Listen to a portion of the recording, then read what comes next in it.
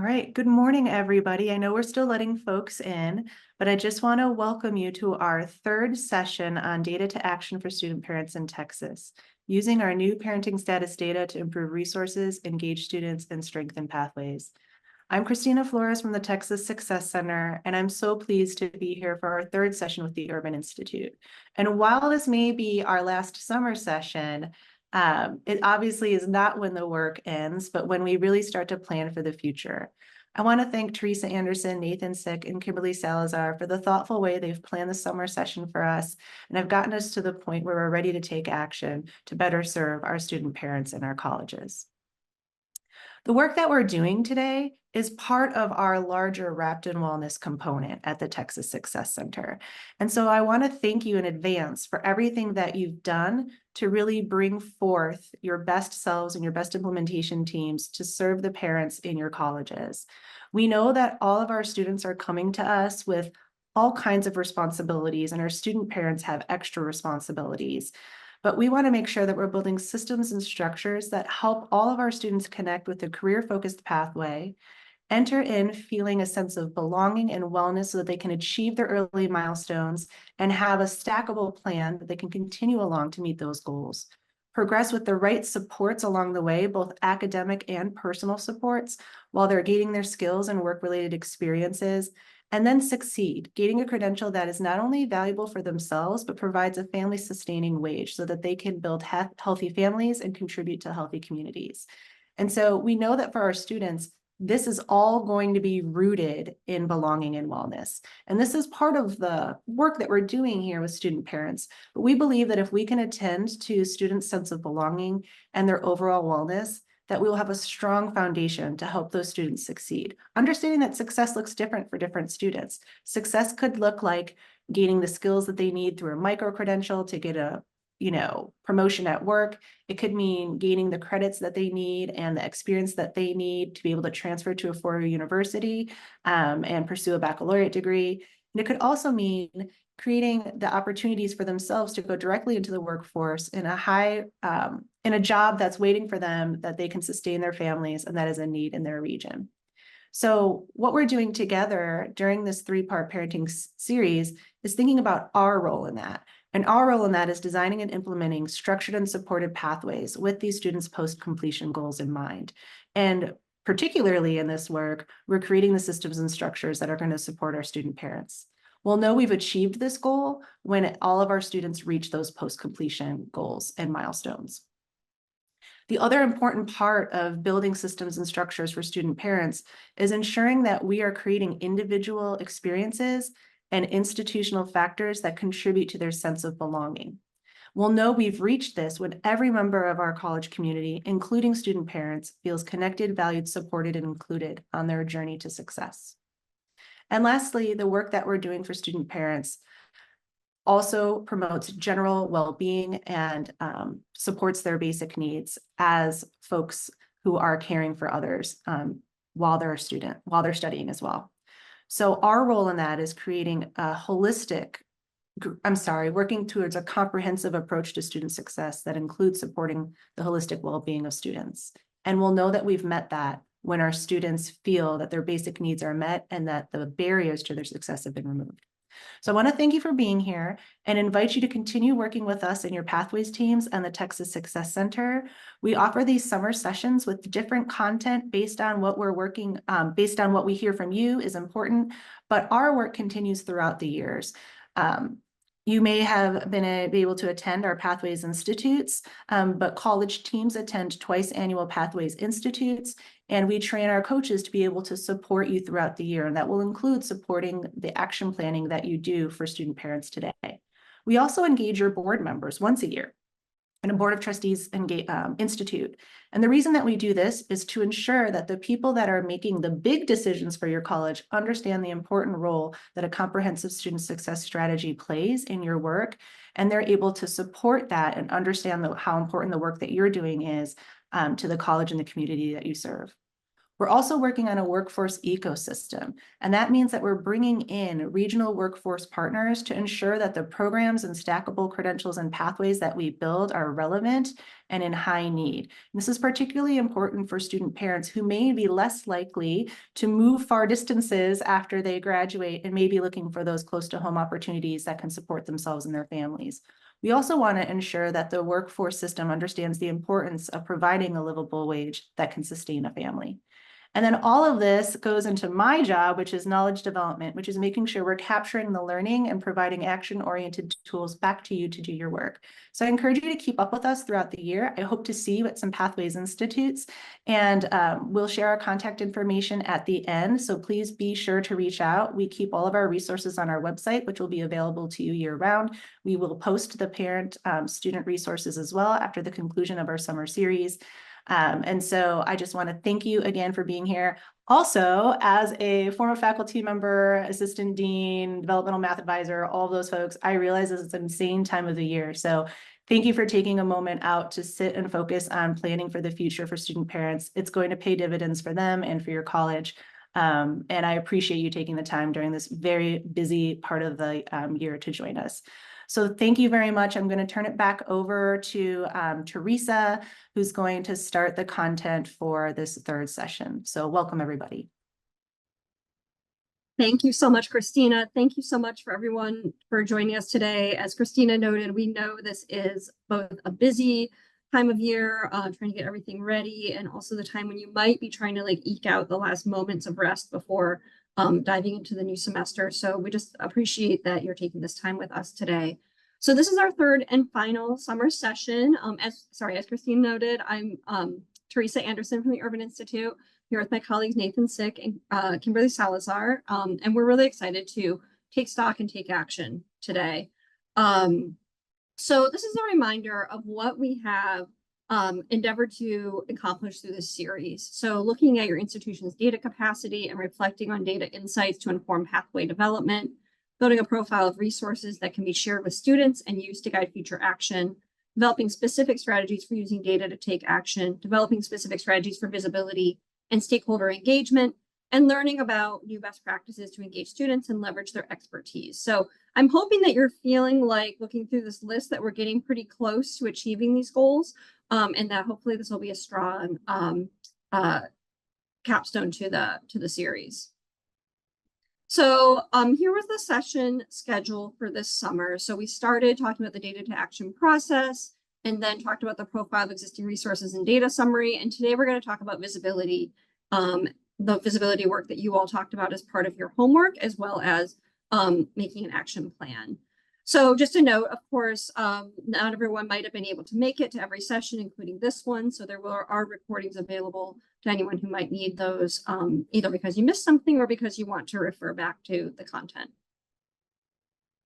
So today, the goals are to recap the last session in July and share insights from the Jamboards that you all shared. We'll have a breakout session to reflect on your homework, which was the stakeholder mapping and visibility plan, and summarize some key insights for the group. We will discuss vision, goal setting, and actions that can come from this work as a full group, and then give you time with your team to talk about commitments to action. And then finally, you'll have a chance to share those out. I want to note that there is going to be 2 little surveys at the end of this session today. There's going to be a little survey from the Urban Institute where you can share some of what your commitments to action might look like and what kinds of supports might be helpful in moving forward towards those actions. And then, of course, as always, there's a post-session feedback survey. So we just appreciate you doing both of those, and they're linked to each other. So hopefully it'll be smooth for you. Okay, so I think we're getting the hang of it, but in case folks need a reminder, we are on Zoom. You are muted by default in the main session, but not in the breakouts.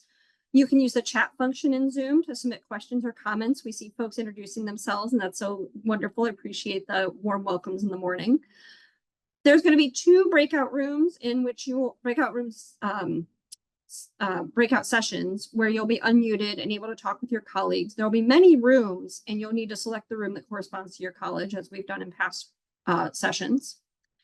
And then we'll once again be using Jamboard as we have before. So As you know now, a Jamboard is a virtual sticky note board that you can fill with ideas. Of course, they keep telling us that it's going to retire at the beginning of October. So once you become a professional at using Jamboard, it'll no longer be relevant, but we like it for now. You and your colleagues can use a pre-made Jamboard that's specific for your college. And when you go into the Jamboard, you'll be able to navigate through. I'll talk about that in a second. We found out the hard way that there's a limit of 50 people per Jamboard. That should be totally fine. What we recommend, and it seems to be working well, is if just 2 or 3 people per team have the Jamboard open, but then if there's others on the team, maybe not every single person has it open. That has been a good structure where you kind of have 2 people who are kind of piloting the Jamboard. If you get an error that it's full, just send us a note. We'll figure out a way to fit you. But thank you for your patience with those technological limitations. So a few steps to use Jamboard. So you'll use the URL or QR code on the slide to join the Jamboard. We'll put those in the chat as well. As we noted, there's 2 Jamboards in each breakout because, again, limitation is that you can only have a certain number of slides per Jamboard, and we have more colleges than that. So we have group 1 and group 2. So you just pick the one that's above your college name. You'll be able to page through the Jamboards using the little arrow with the number there on the right and go to the one that matches your school. And then you can create sticky notes using the little sticky note icon and drag and drop it to the question you want to answer. The background can't be changed, and the background will have the questions on it to help prompt. Great. So if you have questions, please do not hesitate to ask. But in the meantime, if everyone could introduce themselves in the chat if you have not already. And if you know how to rename yourself, you can right click on your picture or you can click on the little 3 dots and rename yourself with your affiliation. I'm going to do that right now. I say Teresa Anderson, Urban Institute, and then you know who I am, where I'm at, where I am. Check a second for everyone to say hello. I like the howdy. Perfect.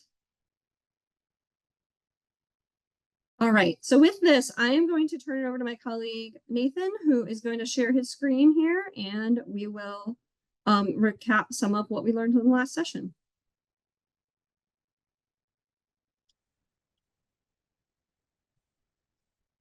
Hello, everybody. Good morning. Thanks for joining us again. I know it is summer and also a busy time of year as well, so I appreciate everybody taking the time once again to join. It looks like we've got great attendance, and it's good to virtually see all of y'all and close out this summer session.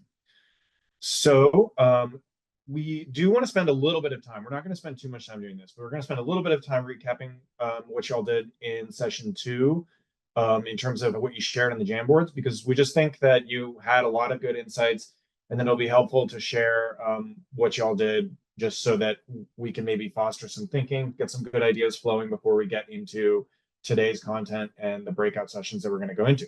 So without further delay, here are some of the results of what y'all did in session 2. Okay, so question 1. So we had multiple Jamboards last time. The first one, we had 2 Jamboards. The first one was about the profile of resources, which is a really helpful homework assignment. We've seen really be great for other colleges that have done them in the past as part of the D2A process, where you essentially documented all the resources that are available. And then the other piece was a data profile. So using the data that you have on hand so far, what do you know about parenting students on your campus? So y'all shared some reflections about that homework. The first one was your overall reflections on the profile of resources. Where are there gaps in resources? And what we saw, let me rearrange things a little bit on my screen, is that you mentioned that there were gaps in student-parent resource awareness, communication, and updates on information on what's available. And that's a theme that we're going to see reoccurring a little bit, that there is a gap between the available resources and resource awareness, which we think is an important opportunity for a lot of schools.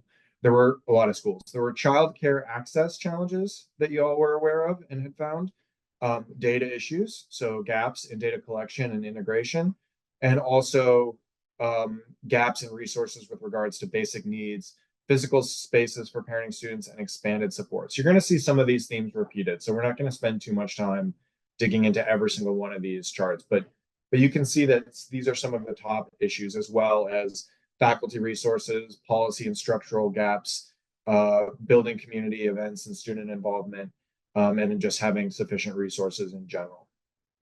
Okay, and then we asked, would it be helpful to gather more information from others about current or potential resources? Where can student parents share their need?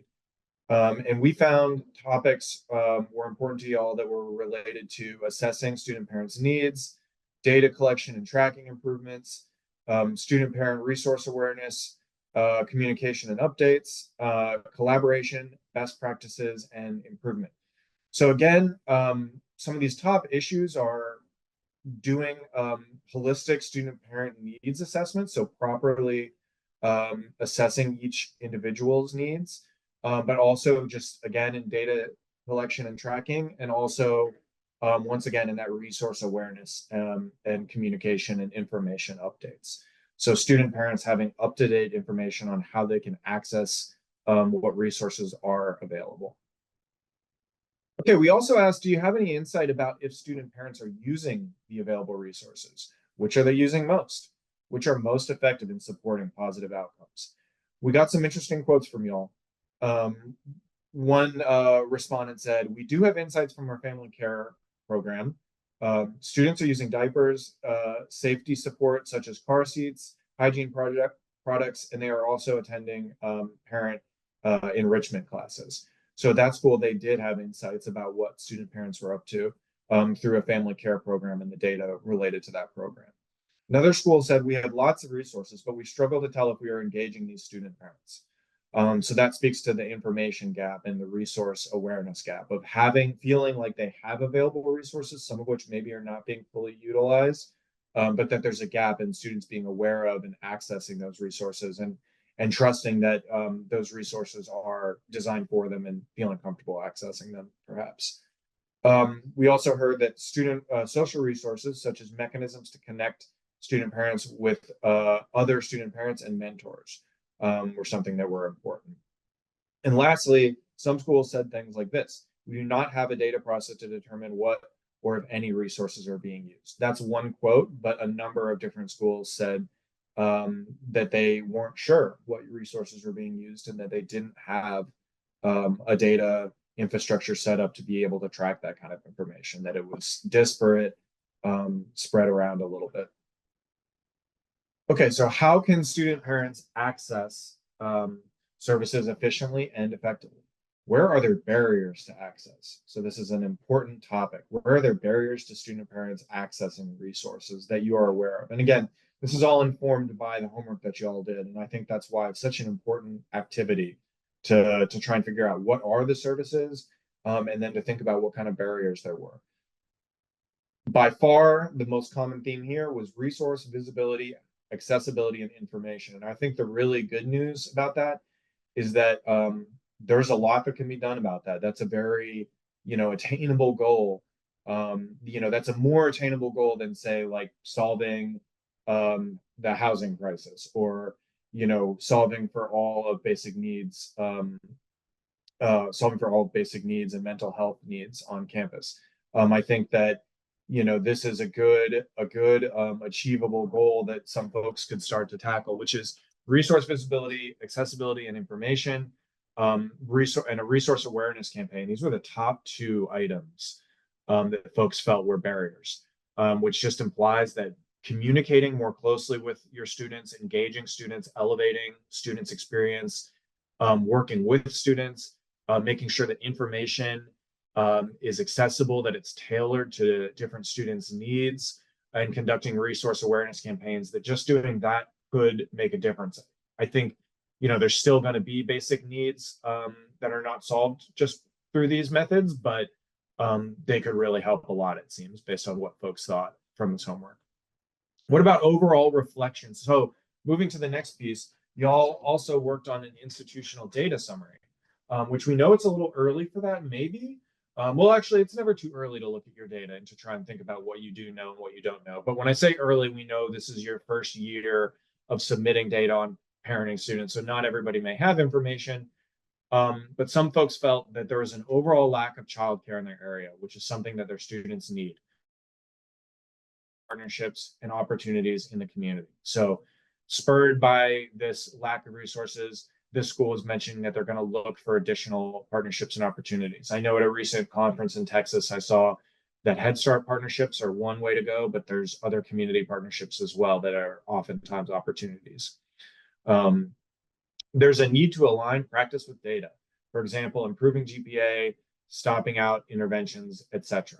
So essentially tailoring practices based on the data. Which groups are struggling with GPA? Which groups are getting to certain points in their education and perhaps dropping out or lacking persistence? And how do we tackle that with a custom tailored outreach and communication? Sometimes we assume students know about our resources, but we can do better to inform them of scholarship opportunities from success coaches to faculty, etc. So again, that resource awareness gap is something that was really important. What trends or numbers stood out in the institutional data summary? 10 colleges said that something about the student parent demographic stood out to them. Another 8 colleges said they did not yet have sufficient data to examine these trends. So another common theme we heard is that folks were still kind of in the early stages of data collection. And that's something, that's part of why we're doing the summer session, is to think about how we grow with building out this data infrastructure and how we can use it to support parenting students and other students as well. One college said half of our students are parents. So that's a lot. Obviously, that's a huge portion of the student body. Half of our veterans are parents. So very interesting cross-sectional information here, just seeing that of the veteran students, half of them were parents at this institution, which means that, not only are they going to have unique concerns from their veteran experiences, but also they have children to think about as well as they complete their education. Overall, students who receive child care assistance complete at higher rates and hold higher GPAs. That's an incredibly powerful piece of information. Firstly, it can help you focus on the parents who report not having child care assistance, knowing that they are likely to complete at lower rates and hold lower GPAs. And so focusing on those students and trying to help them either connect with childcare or connect with other supports. If you can't, maybe you don't have access to childcare for them. Maybe you can't connect those students with childcare yet. I think it's an important goal in the future to think about all students having some access to childcare as they complete their education. But you could think about mentorship, tutoring, on-campus supports, classroom policies that could help these students complete, etc.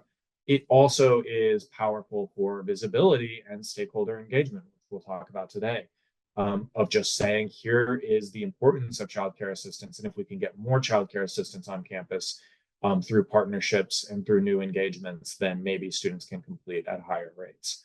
Also noting a high number of Pell eligible parents, just showing the potential financial vulnerabilities of some parenting students. All right. Getting close to the end here. I know we don't want to spend too much time recapping. We really want to dive into the work, but again, we want to respect the work that you all did last session and share it out. And we also asked you, where are better data or insights needed? A lot of folks just said in general, they need data on dependence and partner status. A lot of folks said they wanted more information on the household as a whole, on children, partnership, etc. Just understanding the student-parent household. A lot of folks just said they needed general data collection improvement, like just overall the data collection process could be improved. And then again, specific data points and cross-referencing. So no huge surprises there, that a lot of folks felt like they could just use a bit more data about their students, about their families, their households, and a bit more cross-sectional data points, like getting at that veteran status of parenting students. That's obviously useful. Students with disabilities, students with income or basic needs considerations, etc. It's just helpful to understand the full picture. We also asked you about the student parent rubric. We felt like the responses were generally very positive to this. Kimberly talked about the origin story of this rubric. It's a very useful tool, and we shared it with y'all and asked you to reflect on it and think about how it could help you. What from it are you doing now? I think there was really healthy conversation around this. A lot of folks felt like it was a great tool just to build ideas and think about how to engage students as you continue this work after this summer session. So a lot of you felt that the rubric is important as a strategic planning tool. So that speaks to it as a source of ideas. How do you engage parenting students? And there's also ideas kind of buried in there or woven throughout it, not just about engaging students, but what are you working towards as you engage students? Why are you engaging? And the rubric has a lot of ideas around that, and I think that was reflected. Also, the inclusion of student parent voices being important. There were a number of responses that talked about expected challenges in the application of the rubric, which is completely understandable. There's definitely challenges at times with changing your practices, engaging students in a more intensive and substantial way. Also talked about targeted data collection and, again, resource awareness of using it to help students be more aware of the resources that do exist. Some schools actually said in this that they felt that they had enough resources and that there was a gap between awareness of those resources. Many other schools said they did not feel like there were enough resources, but still there were gaps in awareness of resources. What are you doing right now from the rubric? Many schools did feel that they were already including student parent voices in some way, and these are coded, but there were specific examples that were very interesting of how schools are already engaging student parent voices, and that's great. Also, some schools felt like they were doing activities to foster student parent belongings and increase basic needs. For one example of that is some schools had policies that allowed children on campus and were very child friendly. That's great. Some schools had dedicated student parent opportunities. One school mentioned a scholarship that they had that was aimed at student parents. So there are some things out there already. Some schools had targeted data collection or targeted awareness campaigns towards parenting students. Some had created family-friendly spaces, and some were already engaging in dedicated institutional reflection and growth. All right, how could you imagine, we're almost to the end here, how could you imagine incorporating items from the rubric into your practices, both now and in the future? Many different ideas here from across the rubric. Inclusion of student parents on teams and committees. Again, that resource awareness campaign and engaging parenting students in that. We've seen that in other data to action colleges of engaging student parents themselves to help drive an awareness campaign. Super useful, helpful for the student body as a whole. Data-driven institutional improvement with engaging parenting students, targeted data collection, streamlined info, engaging students in awareness and forward planning, engaging students to help alleviate childcare access challenges, and creating family-friendly spaces. Okay, and I think lastly, how do you think that engaging student parents could benefit your institutional leadership?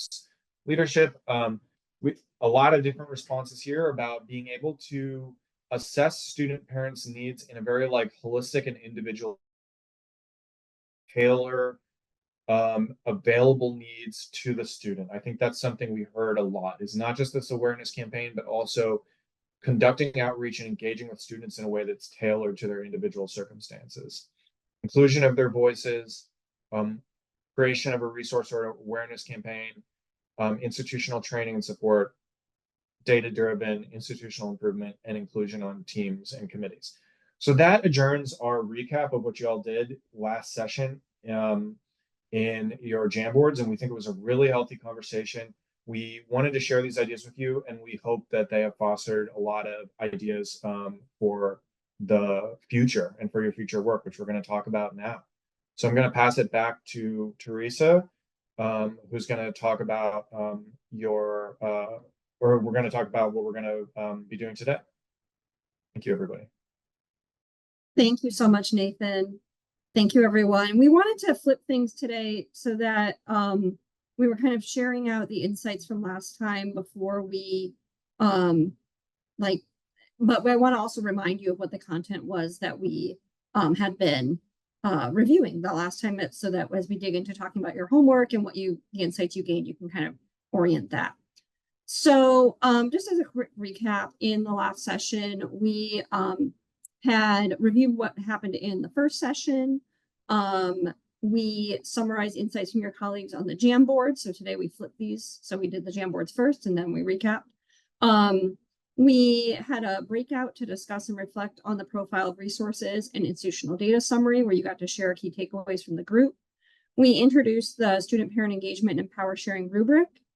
We had a breakout to discuss the rubric and how your institution and or team could use it, and we shared key takeaways with the group. And then we introduced the stakeholder map and visibility plan, which we'll be talking about today. We always like to have this slide of helpful resources from our main data to action campaign for parenting students project. I'm not going to go and describe that for a third time, but if you do want to check out the website, there's always going to be new resources and insights. In fact, I'll plug it again later. There's a new blog post that just went up about why the FAFSA is not going to be a source for student parent insights going forward. So more all the time. And we just heard the feedback and the reflections that folks had on the rubric. Just to remind folks that the rubric is a resource that has 4 purposes. First, to guide and support initiatives that engage student parents, where SP is short for student parent. The second is, to demonstrate desired engagement criteria. The third is recognizing limitations such as budget, staffing, and time. And finally, reducing shame while empowering collaborators to incorporate student parent lived expertise. And so thinking about where student parent engagement, and this doesn't just apply, I mean, of course, this is relevant for student parents and that's who we're talking about, but this could apply to any marginalized student population that you're working with, whether it's veterans, whether it's first-gen students, whatever it might be. So I think that a lot of times this can also be thought of as a template for engagement in thinking about meaningful power sharing in policy and program development.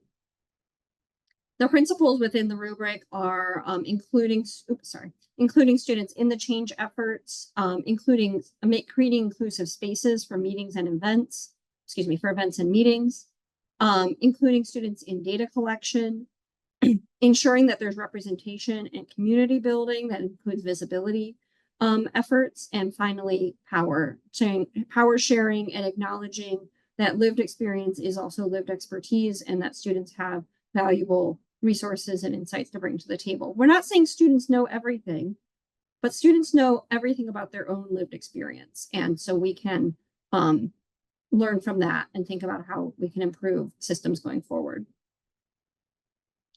So this is our ongoing, continues to be our box folder where you can find materials, and Kimberly will drop that link in the chat in case you need to find the rubric or any of the other materials throughout the session. And with this, I will talk a bit about, or I'll transition giving you a chance to talk with each other to reflect on your homework. So as you remember, there were 2 elements to this. The first was mapping stakeholders, thinking about who should be informed about and engaged in work related to student parent efforts that you're pursuing. So we had asked you to brainstorm and add stakeholders relevant to student parents in 3 categories, thinking about student groups, non-student college partners, and community partners, to think about drawing lines to connect your team to stakeholders you've already engaged. You can do other things like starring or circling stakeholders you would like to engage. You can do whatever you want with this. It's a template for you to be able to use, but thinking about especially folks you want to engage in data collection or goal setting efforts, and then those that you just want to be informed about what you're doing. And so we had provided this example where you have your team, you have groups of students that and these again are example groups. You have non-student college stakeholders, everyone from faculty to services to alumni to administrative offices, and community stakeholders, whether those are nonprofit organizations, faith-based organizations, philanthropic partners, museums, government entities, etc. And so this was the template we had provided for the stakeholder mapping. And then the second thing was the second element of your homework was around promoting visibility, thinking about how you inform stakeholders about this work and get input. We know that right now this is a thought exercise. It's the middle of summer. We're not expecting you to go do all these things, in the last 3 weeks since we last met. But we do want you to be thinking about what you can be doing so you can hit the ground running when the new term starts. So the visibility efforts relate to building awareness. So that's announcing that you're focusing on student parents, that you're trying to bring data to action, and that parenting students are an important part of the college community, and generating discussion. So inviting people into conversation that might be reacting to and discussing the institutional data summary and the profile of existing resources, or it might be discussing other elements of the work that you all are engaged in. And then developing that again, this is just a plan, not saying you have to do everything right now, but thinking about the different elements of ensuring that you have successful events that do have space for co-leadership for student parents, and that you have the right stakeholders and resources at the table, as well as any challenges that might come up that you can resolve ahead of time. So hopefully this all sounds familiar. If you didn't get a chance to work on this in between the sessions, this is a good chance for you to start thinking about it now. Again, we have the link to the materials in the chat, but we're going to give you a chance to talk with your team for half an hour, so pretty decent amount of time, to reflect on what overall reflections you had on the stakeholder mapping process. Was there anything surprising as you were going through thinking about the stakeholders that could be involved in this effort? To think about which stakeholders you might want to inform about the work you're doing, engage in data collection or goal setting efforts, and then help connect more closely with student parents. You know, somebody might be like, oh, the Children's Museum is a great idea. We should do a partnership event or something. And then what is one hypothetical visibility activity that could build awareness or generate discussion? So maybe that segues well with my random example. So when we return to the main group, I just want to prep everyone. We're going to ask you to nominate one person to share an example of either a stakeholder you plan to engage in a new way or a hypothetical planned visibility activity. And we're going to leave some time for debrief and report out. And if you want to go above and beyond and do both, that is fine. But nominate someone that's willing to kind of put some thoughts into the chat about some of the things that you've been thinking about. So I think we're familiar with this routine, but if you're not, you have two breakout groups. The colleges A through M are in group 1. The colleges N through W are in group 2. We have a tiny URL link that hopefully works, and as well as these QR codes. Kimberly will also put the links to these groups in the chat as well, so you can just click on them from your computer. And you'll have an opportunity to go into the Jamboard, and as we showed at the beginning, click through to find your college name and be able to use that to facilitate your discussions. So with that, we are going to open the breakouts. Hello, everybody. Going to give it a second as we see everyone rejoining. I think we're pretty close to having everybody. All right, yeah, I think we're at capacity everyone's back in the main room pretty much. I'm going to do a little recap. Just a reminder, I don't think I actually introduced myself, but I'm Nathan Sick from the Urban Institute. Just a reminder that it's been a pleasure to host this, and it was a pleasure to look in at the Jamboards and see what y'all were doing. So I'm going to do a little bit of a recap, and Kimberly is putting some highlights in the chat. But as you remembered, we asked that one person from your group be prepared to share from your breakout conversation. Again, there's too many of us, there's 83 people, so it would take way too long to go through everyone saying something. But if you could just put in the chat just one tidbit, one stakeholder you plan to engage in a new way, or a hypothetical planned visibility activity, or both, or just, this is all kind of a flexible, any kind of tidbit that you think is really important. We'd love to hear it. And if you could put it in the chat, that's great. And I'll go over it. I mean, I'm just going to say, truly very awesome and impressive to go through the Jamboards. I think what I was really excited to see, some colleges, these are just my general reflections while folks have time to put stuff in the chat. And then I'm going to go over some of the stuff that you all share in the chat. And if more than one person from the school shares, that's okay. So a lot of people were appreciative of the activity. We saw some comments just saying that they were surprised by how many partners they weren't necessarily aware of, or just that it was exciting to see them all listed in one place. Specifically, a lot of focus on community partners and possible community partnerships.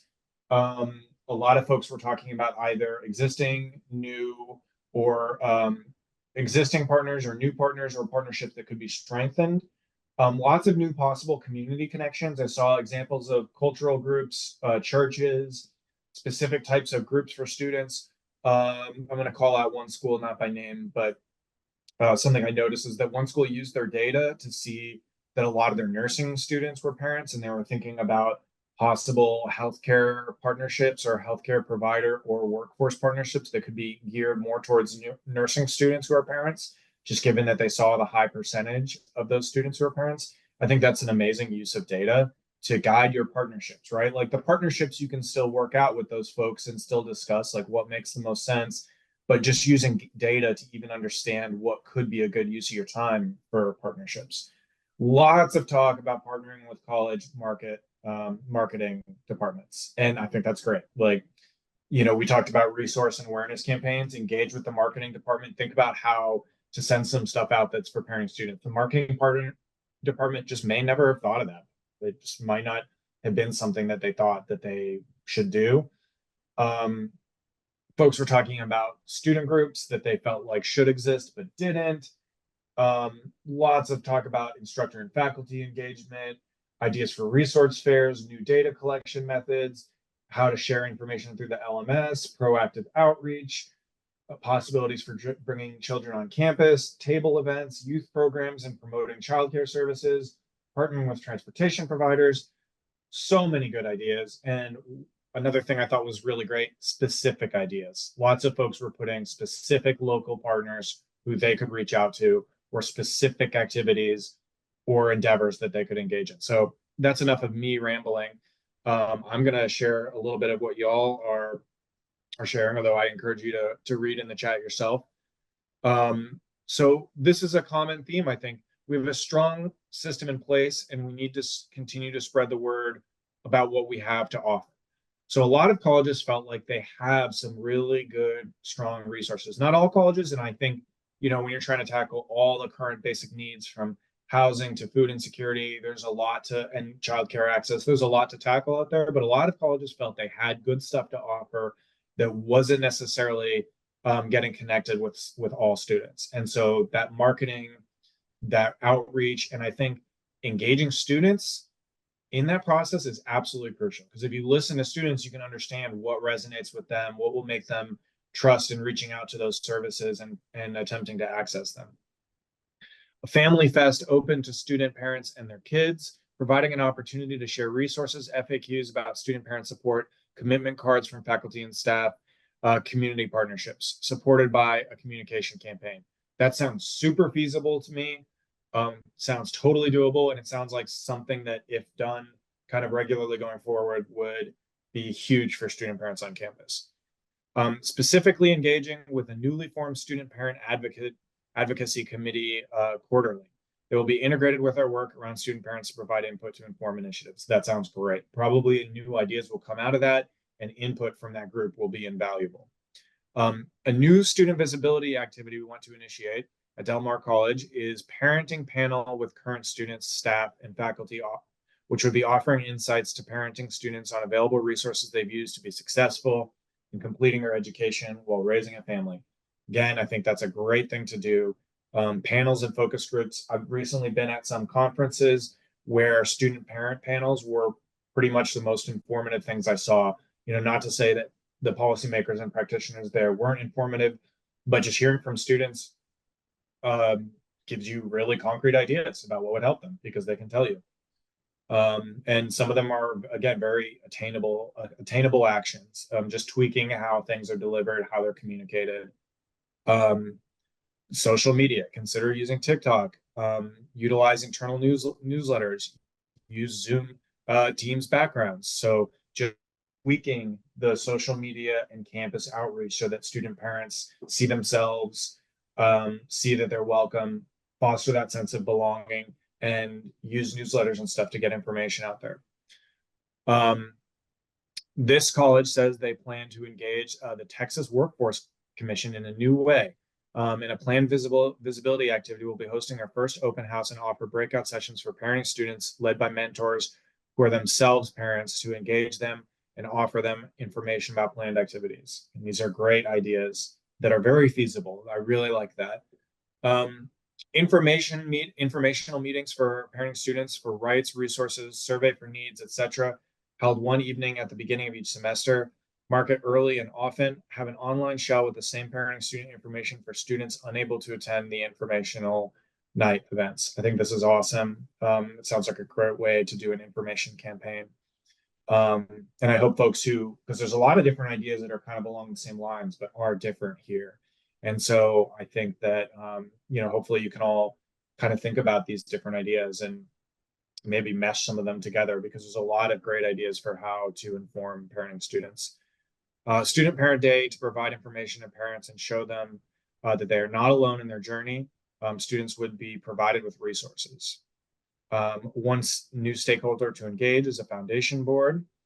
And then a wellness event that includes various community resource agencies that are beneficial for student parents. I think the community, I think making sure that the community groups are involved in any of these outreach activities is a great thing to do. So a lot of campuses feel that they have some pretty good resources. I think everyone feels like they could always have more resources, but a lot of campuses feel they have some decent resources. I think trying to connect students with those is great, but don't forget about community partnerships. When you think about childcare, a lot of parents might actually, we've seen survey results that suggest that some parents, I don't want to speak for all parents, it's, very much an individual thing, but some parents might actually prefer being referred to community childcare resources rather than on-campus childcare.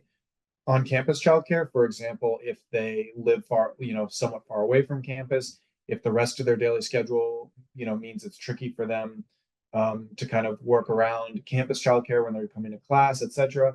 Some of them, may actually want to be referred to community partnerships for resources and childcare. And I think engaging the community just leads to new opportunities and can bolster what you're trying to offer students. So as you're thinking about these activities to inform parenting students, make sure to engage the students themselves as you develop these activities, because the activities will be stronger for it.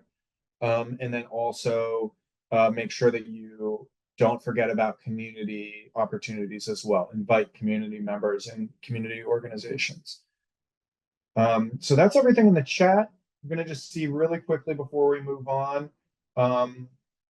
One of the colleges talked about engaging local transportation providers, and then also educational programs, and then fun things that are nearby, like children's museums or a theme park, to try and get discounted tickets and family access for students. I think, if you can organize events like that for students, for parenting students together, or just connecting student parents with transportation resources, but also local educational programs, etc., I think is a really great thing. And I saw a lot of ideas about that.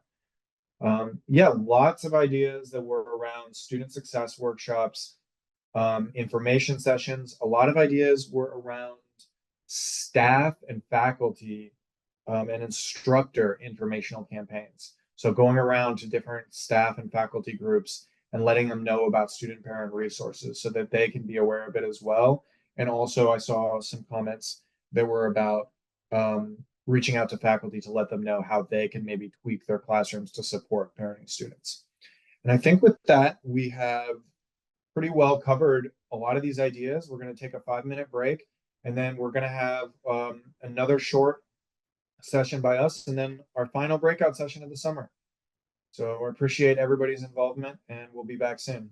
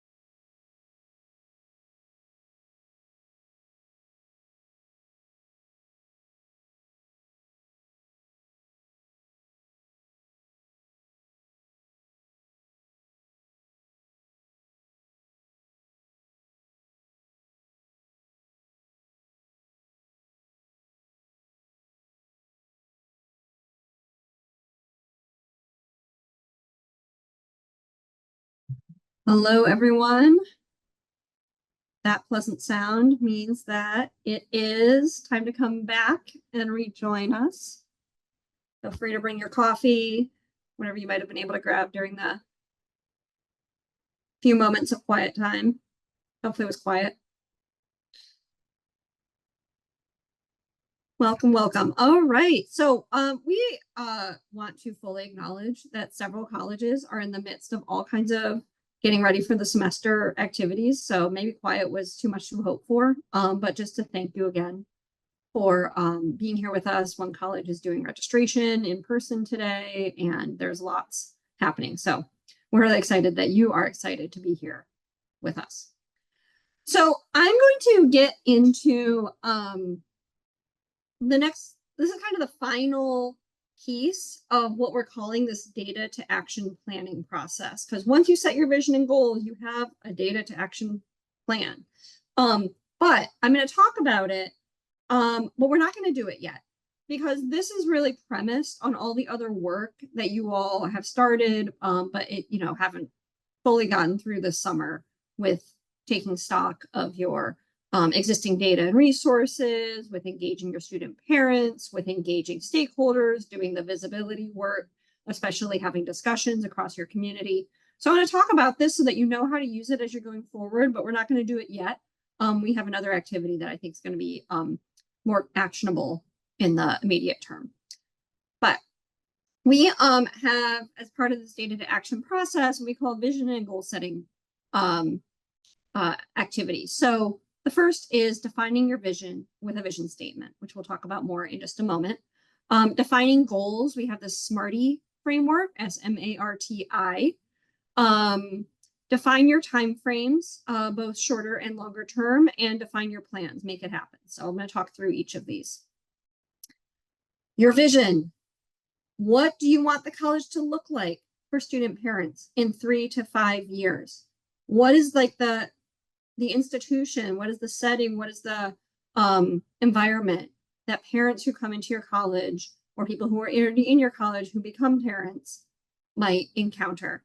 So that's then the idea of setting this vision statement. It's the first step of this phase. And then in supporting this vision, there's a series of goals, and we propose the SMARTI framework, which some of you might be familiar with SMART goals. We really like this I at the end. So S is strategic. I'm going to talk about each of these in a little bit more, but just kind of laying out the acronym. M is measurable. A, ambitious. Some people use the word A for actionable. We like ambitious, want to think big. R is realistic. Maybe ambitious and realistic. I think we can manage that. That's what higher education is. T is time bound, and I is inclusive. So in looking at these in more detail, so we have where a strategic goal reflects an important dimension of what your college hopes to accomplish. Measurable means that it includes standards by which reasonable people can agree on whether the goal has been met. Ambitious, so it is challenging enough that achievement would mean significant progress, but it's realistic, so it's not so challenging as to indicate a lack of thought about resources, capacity, or execution. Time bound, so there's a clear deadline or timeline for it. And inclusive, brings parenting students into processes, activities, and decision or policy making in a way that shares power, as we've been talking about throughout this series. So in this process, we don't say you have to go through and check mark every one of these. It's a framework as you're thinking about goals. We don't encourage you to be too rigid about goal setting, that it has to feel like this is constraining. This is really meant to be sort of structuring and scaffolding. There's 4 types of goals that we propose coming out of this work. Of course, you're welcome to set other types of goals, but the first is data goals, thinking about improving student-parent data collection, analysis, and/or usage. The second is our resource and support goals, so related to the resources and the supports available to parenting students at the college. So those two are going to align really well with some of those earlier activities, the profile of existing resources and the institutional data summary, which probably elevated already some ideas about what those goals might be. The third is institutional practice goals. So thinking about institutional policies, instructional practices, or other elements of institutional operations that affect parenting students. And the fourth are sustainability goals. So it can relate to continuing the data to action and related efforts, funding, and ensuring goals are followed through on and refined as needed. You should consider how to continue these efforts even with staff and administrator turnover. For as much as we hate to admit it, sometimes key champions find new opportunities, and we don't want important efforts to fade away when their champions move on. So thinking about ways of embedding sustainability. The thing is that you all probably have some ideas about this already based on the work and thinking you've been doing this summer, but it's really important for the development of the actual goals to be done in community with the other stakeholders. And that's why we really emphasize the importance of that stakeholder mapping and visibility and engagement process. Within each goal category, we propose two time frames. So a shorter term goal around 1 year and a longer term goal around 3 years. They can be sequenced or related. That doesn't mean that there's 8 entirely separate goals, but that in each category, you might have a 1 year data goal and you might have a 3 year data goal. You might have a 1 year resource goal and a 3 year resource goal, or maybe 3 years isn't right. Maybe it's 5 years because you're going to build a new childcare center and you have to do all the things. But thinking about what can be shorter term and what can be longer term and how those can build on each other. And for each goal, thinking about how will achieving this goal make progress towards the vision? What resources, including people, money, and buy-in, are necessary to pursue it? What activities will help accomplish it, including key action steps, timeline, implementation lead, and team, available resources and assets, and resource gaps or potential roadblocks? How will you know when the goal is accomplished or that it needs to evolve? Not all goals are just done. Sometimes goals need to change over time, and we need to know when that's the right moment. So, for example, which data insights will tell you that you reached the goal or that you need to refine your approach? Maybe you have a goal of having half of your student parents involved in some kind of service or program that the college offers within a certain time frame, and you can use data to understand who your student parents are, to get them into that service or program, and then to assess whether that's really working. And then you can also use it to look at which types of students are coming in. Are you getting your younger students, but not your older students? Are you getting your on-campus students, but not your online or hybrid students? You can look at different ways of trying to reflect on the progress you're making. I've said this before, I'll say it again. So goal setting has to be informed by existing data, existing resources, meaningful student-parent partnerships, and broader stakeholder input. Effective and responsive goals are informed by these insights, which is why I'm introducing this vision and goals template. That was a weird order of those bullets.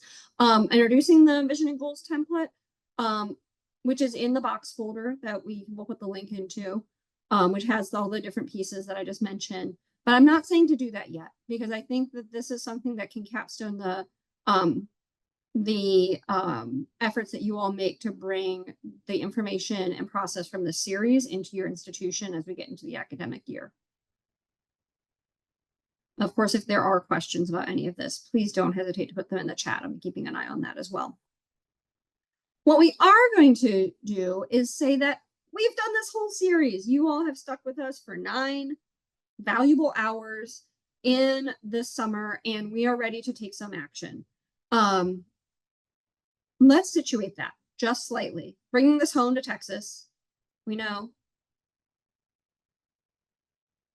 one big thing that is happening in Texas is that the Texas Higher Education Coordinating Board is supporting data collection in the state. And maybe you already knew, but it was news to us fairly recently that Apply Texas has new questions about parenting status that are really detailed.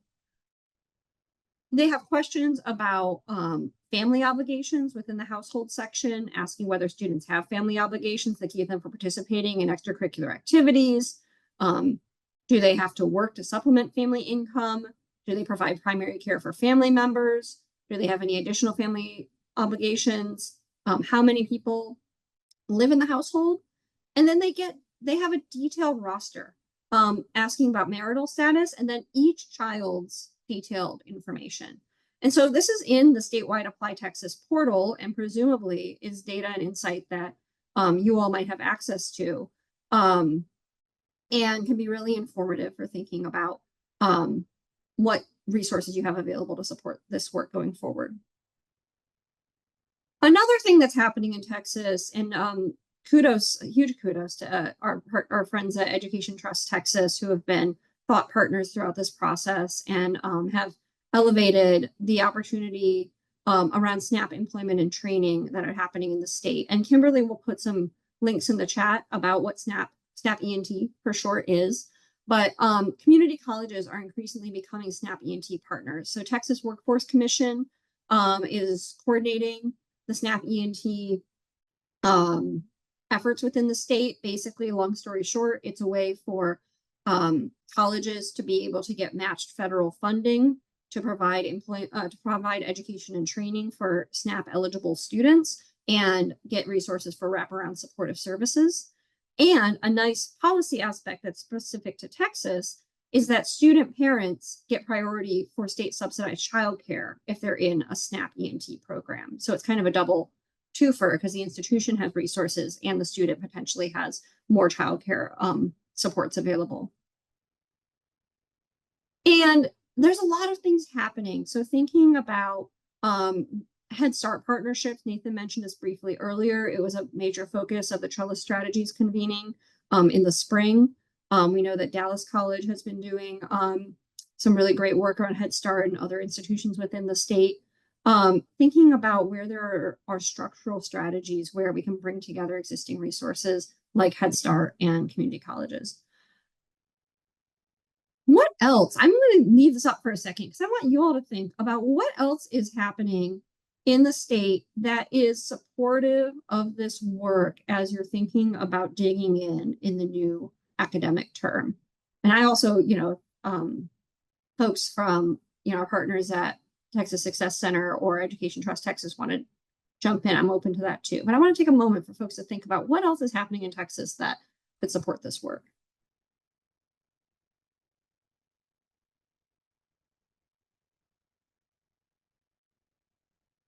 Sounds like TAC is going to have more potential Head Start opportunity information coming in the fall. Thank you, Christine. That's really exciting.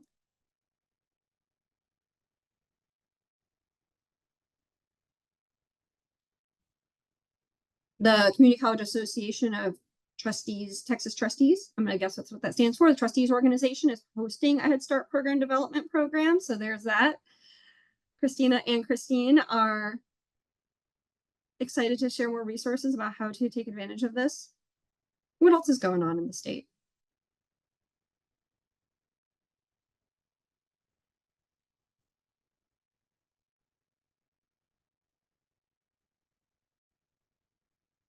While you are coming up with these things, so don't hesitate, please keep going with it. I also want to share a little bit about what's happening in the federal landscape and the national landscape. One thing, I mentioned this very briefly earlier, that the FAFSA is no longer going to provide useful information about students with dependents. I was really rushing to try to get this posted before today so that you all could see it, but there's a blog post that talks exactly about this issue. And this emphasizes all the more why it is critical, the work that you all are doing to have original and separate data collection on students' parenting status. And this is all coming exactly at the time that there's a lot of energy around change to support student parents. There's a growing national movement. There's partners across the country. There's philanthropy that are investing. The Talent Strong Texas Pathways is taking an intentional approach to providing supports to colleges to improve practices related to student parents as part of the belongingness and wellness component. Read Christina's note here in the chat, but it's right. This is all happening now. So you are officially part of a national movement. And so that is, I think, the energy that we that we end the summer series with and that we come into the new semester with to actually carry forward this work. So let's reflect on what you've completed this summer and what you have available as we transition into back into our academic calendar. We have, each institution has formed a D2A implementation team. There might be members that you still need to round out, especially your parenting student member. So, you know, some teams have student parents in the mix and others are still working on that. You all have reviewed a profile of existing resources and the institutional data summary. We have a student parent engagement rubric, so you know how to have student parents be co-leaders in a meaningful way. We did stakeholder mapping and the visibility planning. We just talked about those today. There was so much energy. And next steps, vision and goal setting. And we put together a quick reference checklist. It's in that same folder where all the materials are. I went ahead and numbered the materials. So this is number 0. So it's like right there up at top. But each of these activities is numbered now so that as you're getting back to the swing of the new semester and you're, you know, helping students and you're teaching courses or you're managing aspects of the college, you can remember, wait, we can, you know, we know what to do. We can continue this. We can dig in. Maybe you set up, as soon as things settle a bit, you set up bi-monthly D2A implementation team meetings to keep this moving forward. And you can use that checklist to be able to see and annotate what you've done and what you want to do still. Because of course there is more to do, right? This is a process and it's a cyclical process. So continuing and iterating on the D2A process is part of the new, the call to action here. Gathering insights as part of that and using those insights to take action, gathering insights from those actions, continuing to iterate on the process. These are all things that can happen both cyclically and concurrently. And it's really important. Kimberly has done a great job of elevating the importance of saying, you don't have to wait to have data to do things that are going to help students. You can do things that make sense, that support student parents before you've gone through every step of the D2A planning process. What we're hoping is that the D2A planning process and the big ambitious vision and goals that you set are going to allow for those bigger structural changes in the institution that is going to make you be able to offer robust pathways for parents. And of course, you'll need support to continue. So here's a few things that are available. So the Texas Success Center can help you integrate your student parents' work with your ongoing pathways effort. Education Trust Texas, Young Invincibles, Trellis Strategies, other groups in the state are eager to be resources to colleges.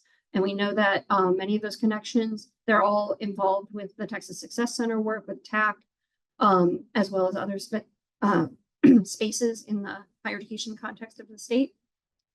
The state itself, especially the Texas Higher Education Coordinating Board, is providing guidance on this data work. And, you know, I think I can feel confident in saying can be a resource. Yes, this presentation will be shared after the call. And the Urban Institute will still be around. We are a permanent national organization. And we're still figuring out what that's going to look like in terms of relation to Texas. But we are glad to be resources to y'all as you dig in. One other thing to think about is how you make the case. So of course we have those resources I just mentioned, but when we say resources, we really know a lot of times we're talking about funding, leadership buy-in, and getting people's time in a very busy calendar. So thinking about what that case making can look like.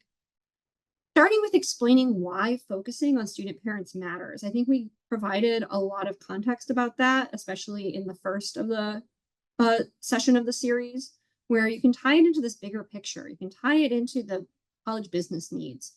You can tie it into intergenerational mobility to build self-sufficiency because we see how this pays off for kids. You can tie it into the national movement in the bigger picture of what's happening. We know that there's some colleges in Texas that have been very prominent in those national conversations. Use your own data, bring it home, right? So you can say all you want from national data, but people want to know what's happening right around where you are, and you have the power of your own data can be a huge asset in case making. Center the expert perspectives of students. Nathan mentioned it, it's so true. Whenever you have students speak, it's like, oh, this is the kind of concrete insight for action and motivation that is going to drive people's buy-in to change initiatives. And then not only having students speak, but having them be part of those change initiative processes continues to propel the work forward.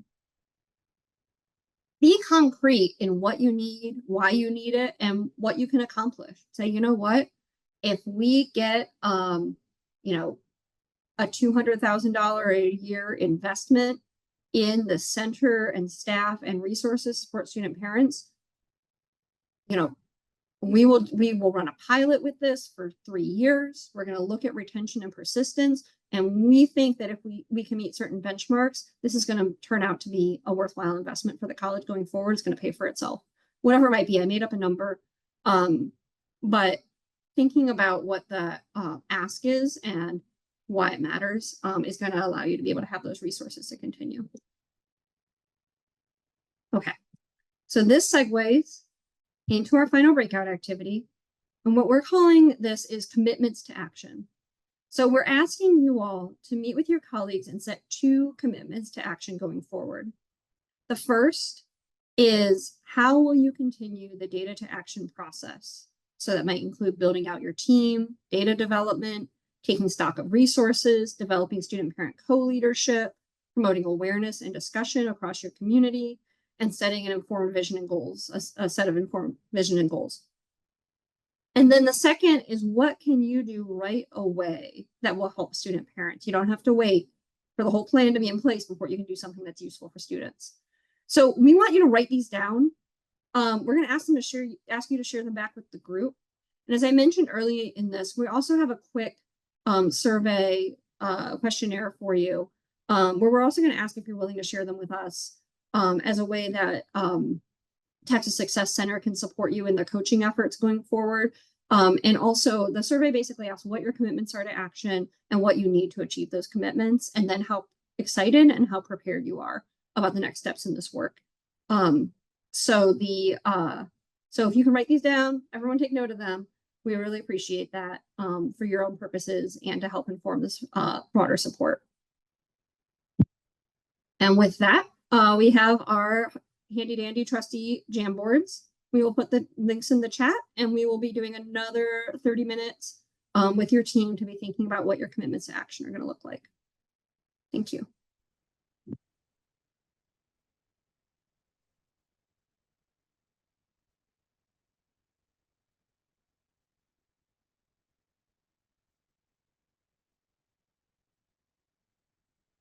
All right, I think we're getting everyone back. I think the low 80s in terms of participants is where we're at.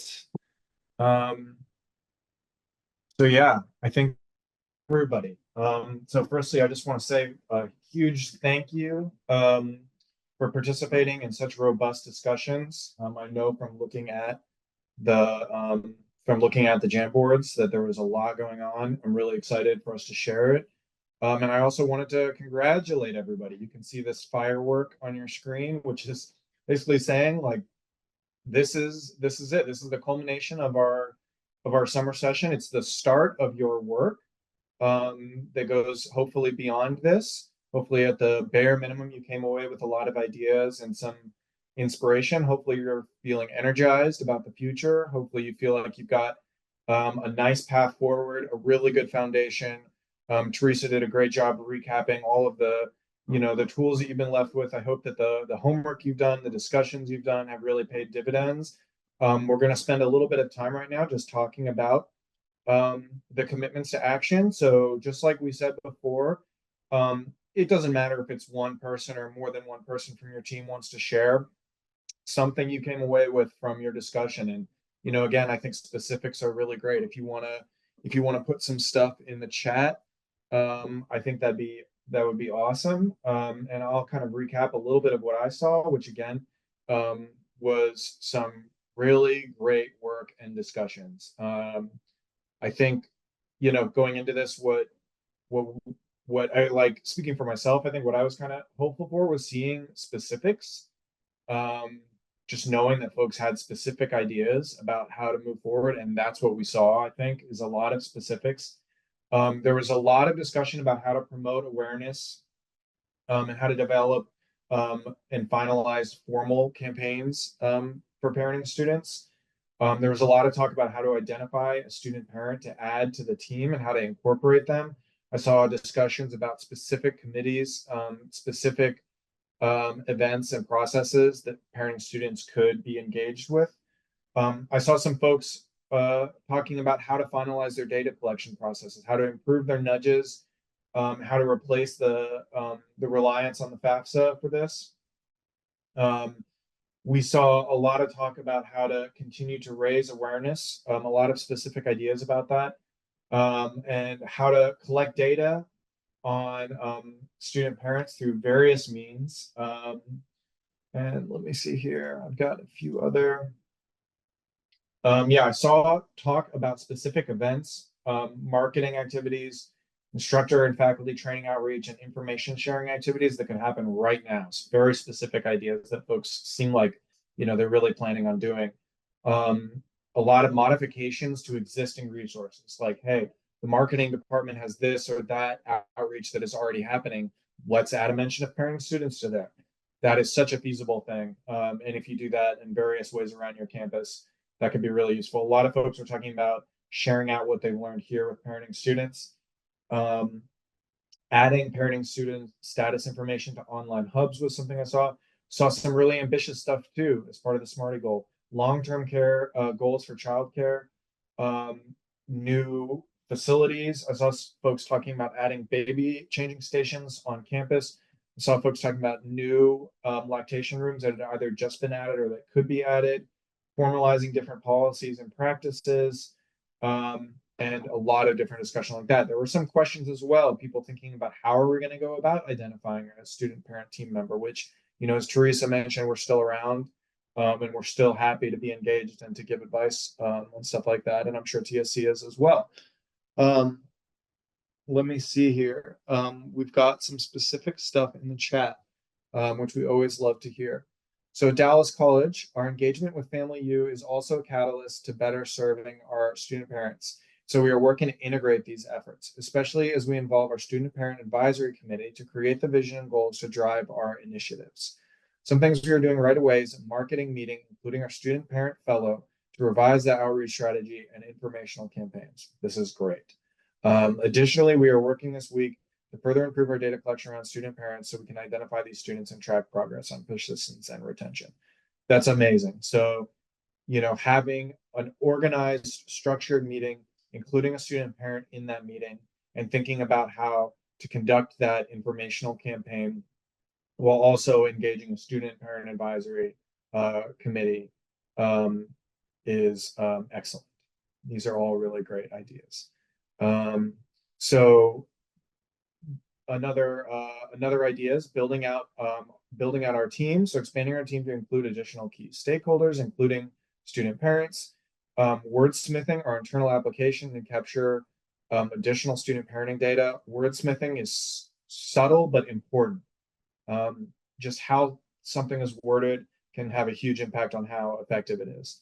Assist tab in Blackboard, customized web page with increased awareness and visibility, and creating a student support group or student club. So, in this world that this commenter, Ebony Davis from Kilgore, is mentioning, you would now have student parents participating in key stakeholder activities. Student parents would now see questions that were wordsmithed more to make them feel more comfortable and confident sharing information. They'd see an assist tab in their Blackboard when they log in. They'd see themselves reflected in web pages with increased awareness and visibility, and they could have access to a support group or student club. All those changes combined could really foster an increased sense of belonging on campus. Going to hold a student parent panel this fall to listen and learn from our student parents, which is a great idea. Developing co-leadership with student parents, promoting awareness and discussion in community, setting informed visions and goals. And this statement is empowering student parents to achieve academic excellence and personal growth through comprehensive support, inclusive resources, and a nurturing environment in the community that fosters balance, resilience, and success for the families and future. It's a really great statement that highlights that 2-gen approach and the access to many different types of inclusive environments that can help. What can we do right away? We can share the available support services and inform our students of the upcoming community resource fair. Support services at your fingertips. So again, these are just great activities. And again, Kimberly notes goals that are related to engaging faculty.